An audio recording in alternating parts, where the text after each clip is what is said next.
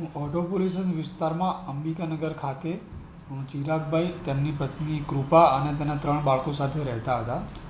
આ દરમિયાન જે ચિરાગભાઈના પત્ની છે કૃપાબેન પંચાલ, તેમણે તેમના જે 3 બાળકો છે તેમાં 2 દીકરી છે અને 1 દીકરો છે, તેઓને ગઈકાલે દવા આપી પોતે પણ મરણ જવાનો પ્રયત્ન કરેલો હતો અને તેના બાળકોને પણ મારવાનો પ્રયત્ન કરેલો હતો. તે ત્રણે 3 બાળકોને દવા આપીને તેણે પોતે દવા લીધેલી હતી.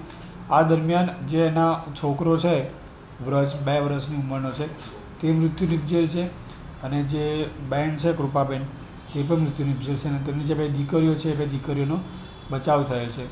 જેના આધારે જે કૃપાબેન છે તેમણે તેમના પોતાના સંતાનોને મારી નાખવાના ઈરાદે તેમજ મારવાનો મર્ડર અને અટેમ્પ્ટ ટુ મર્ડરની જે કૃપાબેનના સસરા છે ભગવાનભાઈ પંચાલ, તેમની ફરિયાદ લઈને એમની વિરુદ્ધમાં મર્ડરનો ગુનો દાખલ કરવામાં આવેલો છે.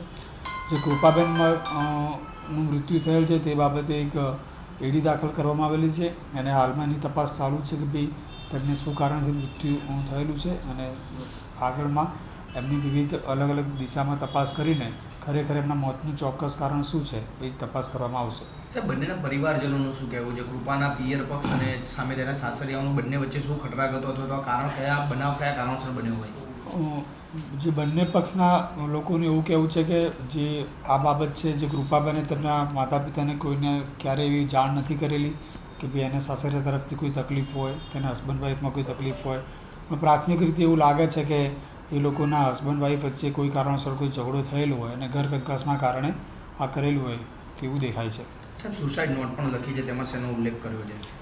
જે સુસાઇડ નોટ લખી છે એમાં કોઈનો વ્યક્તિગત કે નામજોગ ઉલ્લેખ કરીને મરણ થયેલા નથી, પણ તે પોતે કંટાળી ગયા છે, તે પોતાના મા બાપને સંબોધીને એક સુસાઇડ નોટ લખેલી છે અને પોતાની પાછળ રડતાની રીતે જનરલ લખેલું છે.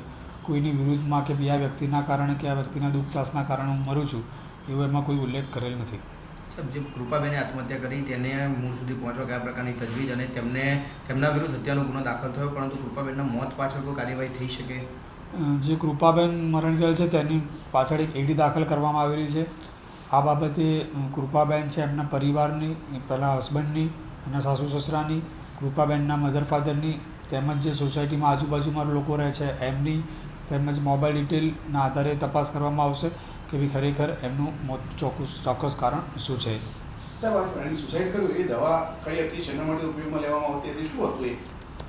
જે કૃપાબેને જે દવા છે એ બાળકોને લિક્વિડમાં આપેલી હતી એ બાબતે એમણે જે પણ દવા લીધેલી છે અને FSL સેમ્પલ કબજે કરવામાં આવેલો છે અને FSLમાં મોકલીને એનું કારણ ગોતવામાં આવશે કે દવા કઈ છે અને શેના માટે એ ક્યાંથી લાવેલા હતા.